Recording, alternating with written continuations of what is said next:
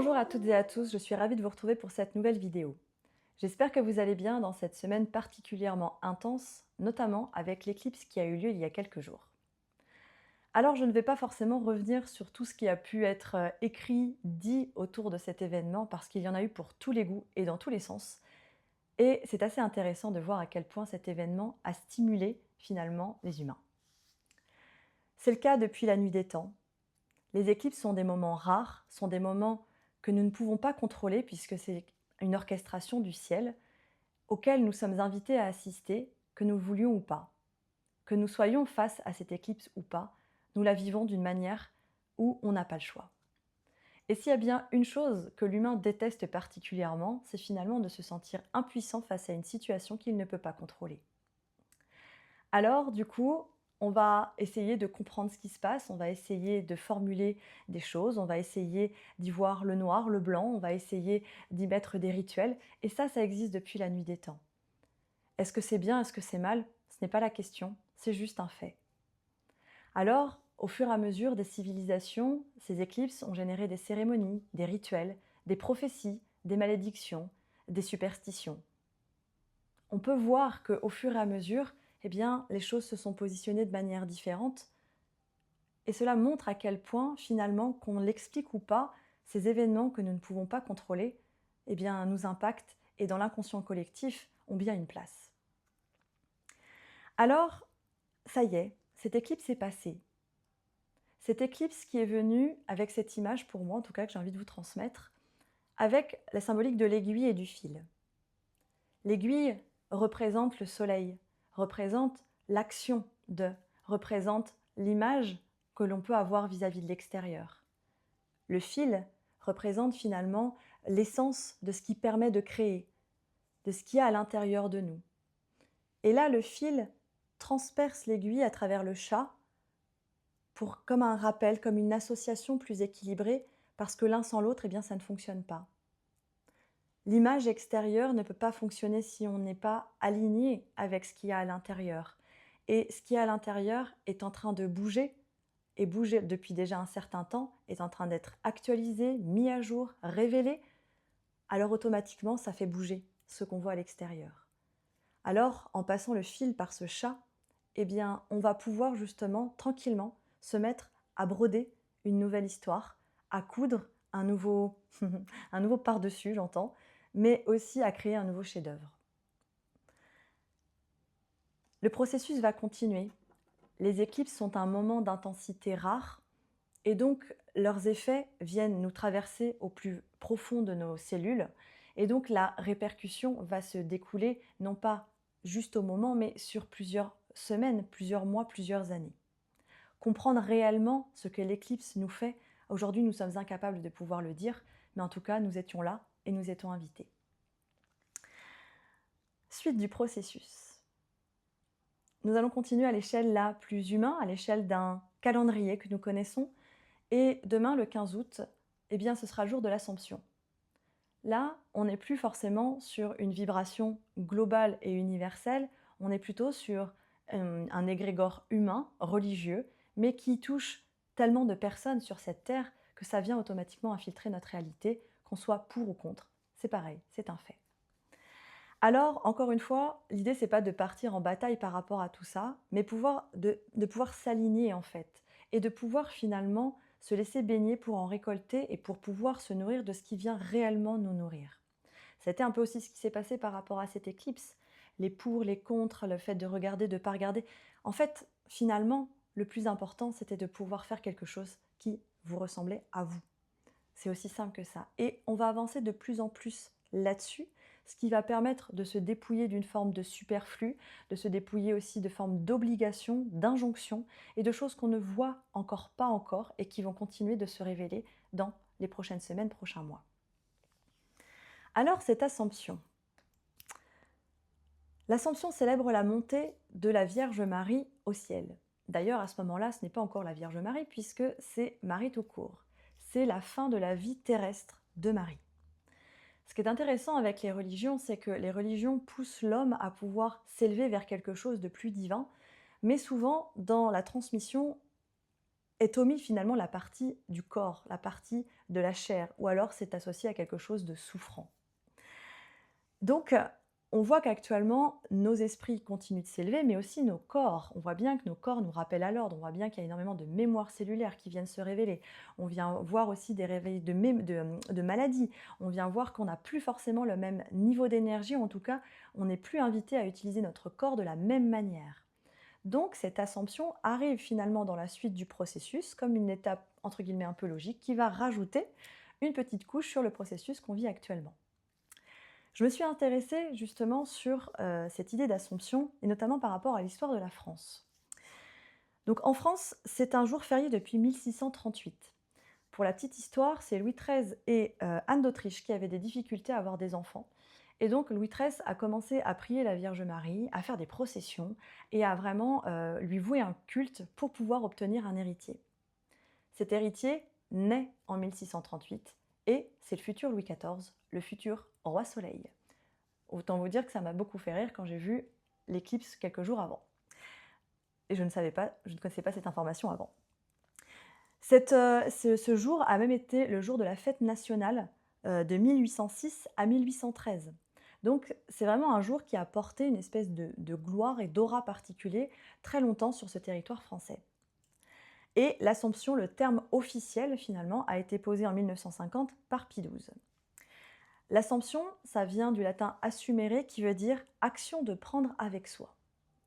Donc là, si on remet finalement cette énergie, cette vibration de ce mot Assomption dans la suite du processus, eh bien finalement, cette éclipse est comme un laser qui vient nous dépouiller, nous dire mais en fait là, regarde là tout ce que tu as besoin d'enlever.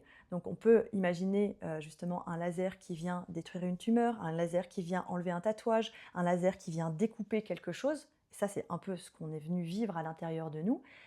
Et là, on nous dit, mais tu as aussi la responsabilité, mais qu'est-ce que tu veux garder avec toi? Qu'est-ce qui est réellement essentiel dans la suite de ton voyage?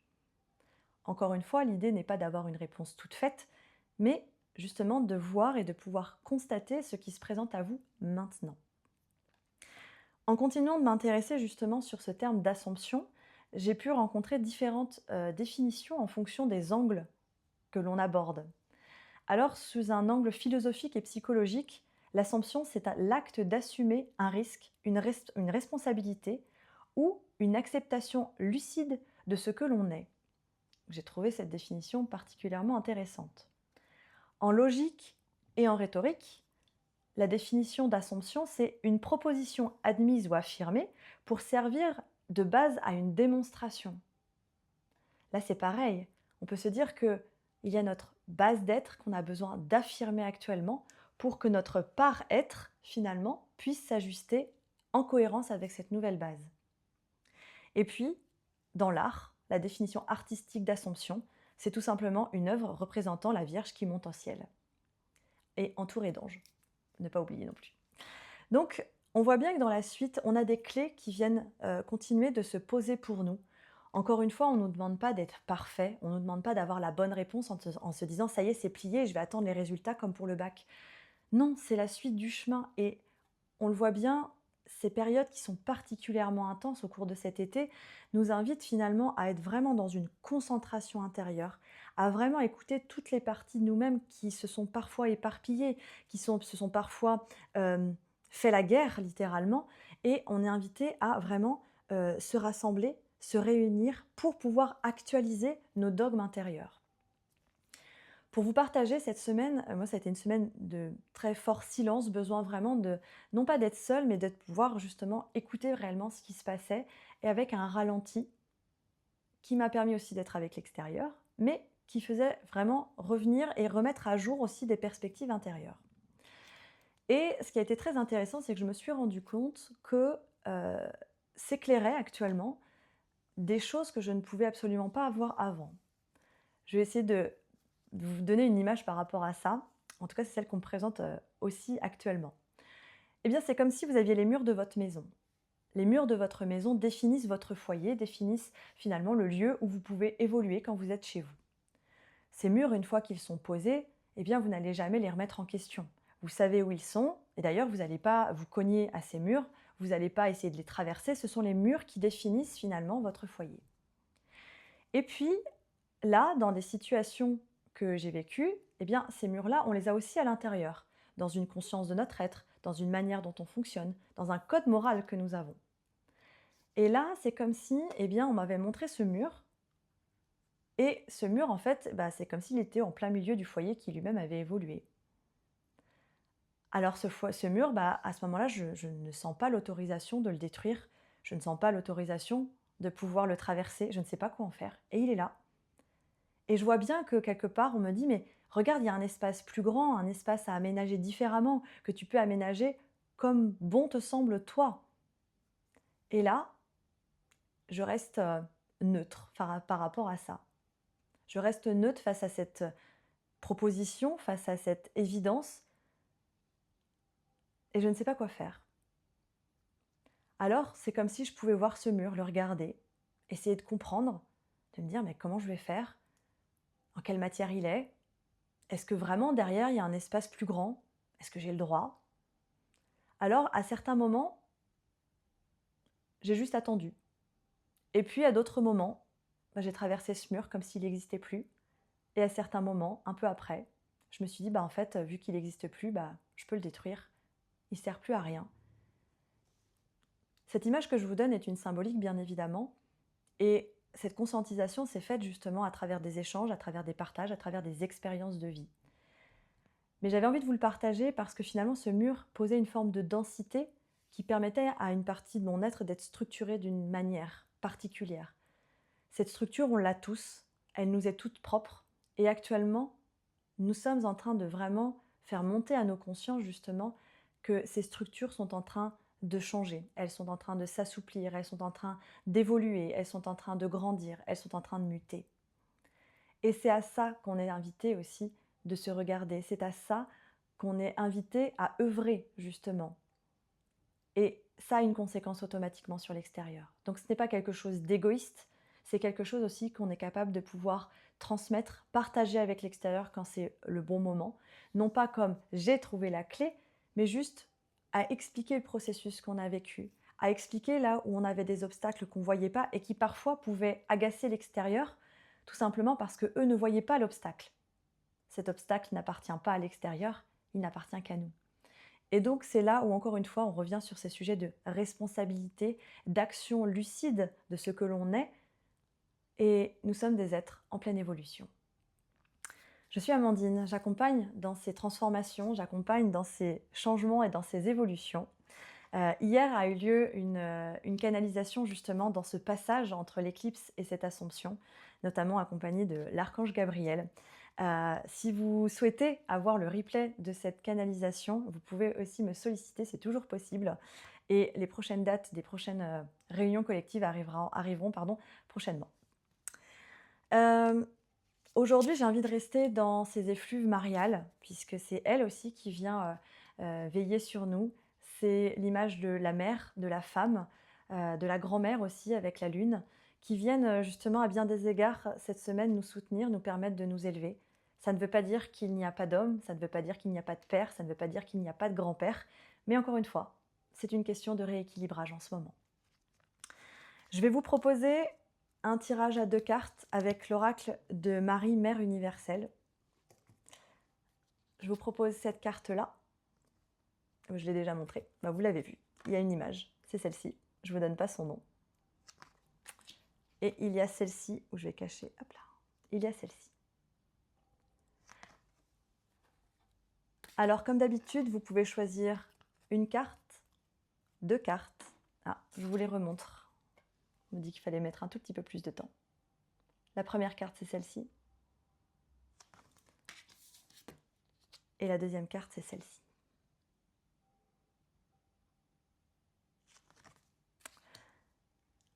La première carte, c'est Notre-Dame du réconfort. On me dit que là, actuellement, vous vivez des périodes très chamboulantes, très déstabilisantes. Vous ne savez plus forcément ce qui est bon pour vous, ce qui est vrai, quels sont vos rêves, quels sont vos objectifs, qu'est-ce qui est réellement important. On me dit que ce réconfort, il est important que vous l'offriez avec des moments parfois de solitude, des moments avec des personnes que vous aimez, mais c'est important que ce réconfort, vous puissiez aller le nourrir à l'intérieur de vous avec des moments et des activités qui viennent nourrir ce réconfort vis-à-vis de vous-même. Parce que même s'il y a beaucoup de choses qui bougent, il y a aussi des fondamentaux qui restent. Et c'est important que vous vous y reconnectiez. Je vais vous donner le message lié à cette carte en complément. Le message, c'est celui-ci. Même si tu ne me vois pas, je te tiens la main. Même si tu ne m'entends pas, je parle à travers ton cœur. Je ne suis jamais loin de toi. Je suis à tes côtés avec amour, guidance et protection toujours. Tu es mien. Je ne pourrais pas supporter d'être séparée de toi. Reçois mon message de réconfort et de paix maintenant. Donc il y a vraiment une invitation à pas juste être à affronter la tempête, mais à pouvoir aussi s'offrir des temps, des alcôves de souffle, de pause. C'est vraiment nécessaire. Deuxième carte. Notre-Dame de l'Union sacrée. Alors c'est intéressant parce que on pourrait voir que sur cette carte, il y a les polarités masculines et féminines, terre et ciel, et on pourrait déjà voir cette union. Donc si vous avez choisi les deux cartes, vous êtes probablement en processus vers cette union sacrée. Pour ceux qui ont choisi cette deuxième carte, je vais commencer par le message.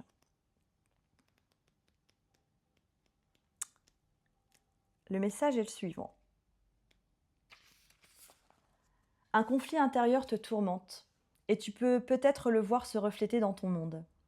Il y a des belligérants qui essaient de trouver une manière de vivre en paix ensemble. Ce n'est pas parce que tu fais quelque chose de mal, c'est parce que tu fais quelque chose de bien. Tu grandis. Je te protégerai. Je veillerai à ce que tu trouves un terrain d'entente pour que tu fonctionnes en harmonie. Fais-moi confiance tandis que je te guide dans l'union sacrée qui est en toi avec le monde qui t'entoure. Ne renonce pas, mon bien-aimé, l'harmonie trouvera bientôt son chemin dans ton cœur. Alors c'est intéressant parce qu'on voit vraiment un fil conducteur entre ces deux cartes.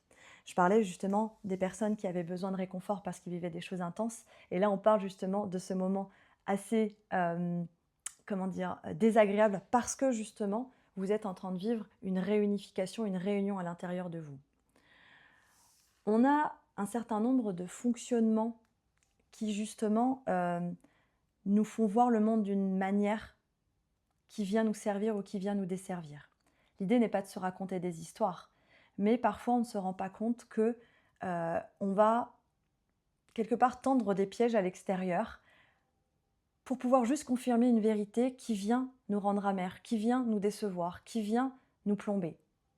Et peu importe ce que l'extérieur va faire, dans tous les cas, l'extérieur est perdant et finalement nous aussi. Alors actuellement, l'idée n'est pas juste d'aller chercher sa lumière, l'idée est surtout d'aller purger les choses qui nous engluent, les choses qui nous polluent, les choses qui sentent pas bon, les choses qui, quand on se regarde dans la glace, on se trouve pas beau, mais en même temps, ça ne gâche absolument pas notre beauté. C'est important de voir à quel point les manipulations que nous pouvons vivre à l'extérieur, eh bien, nous les générons aussi à l'intérieur de nous. Ces manipulations qui, parfois, nous font voir les choses telles que l'on rêve qu'elles soient, alors qu'elles ne le sont pas. Et c'est tellement difficile d'accepter ce qui est qu'on préfère fermer les yeux, boucher nos oreilles, parce qu'on a tellement peur d'avoir mal ou de s'être trompé. Et puis à un moment, on se rend compte que ces mécanismes nous demandent beaucoup trop de force par rapport à la réalité. Dans ce temps de passage, on peut trouver la réalité un peu fade, un peu triste. Et puis, quand finalement cette purge a bien avancé, eh bien on se rend compte que cette réalité est source de plein de cadeaux, de plein de clés, et qu'on n'a pas besoin de les alimenter, elles sont déjà là, et elles se révèlent petit à petit, dans des choses parfois extrêmement simples, mais tellement vivantes.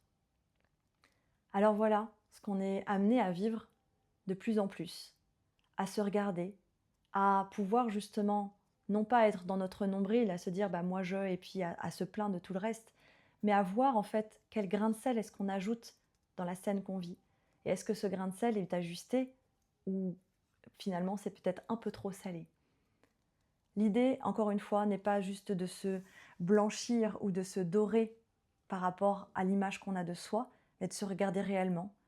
Parce que la réalité n'est pas juste noire ou blanche, elle est pleine de nuances, et c'est dans cette nuance qu'il y a de la vie, c'est dans cette nuance qu'il y a aussi des envies, c'est dans cette nuance qu'il y a des projets à créer, c'est dans ces nuances aussi que l'on se retrouve à co-créer avec l'extérieur et à vraiment rencontrer les gens qui sont autour de nous. Alors oui, c'est un joli chapitre qui s'offre à nous et je pense que les prochaines semaines vont continuer d'alimenter ce genre de choses. Je vous souhaite une belle fin de semaine, une belle Assomption. Continuez finalement à ouvrir ces pans de révélation et je vous dis à tout bientôt. Je vous embrasse.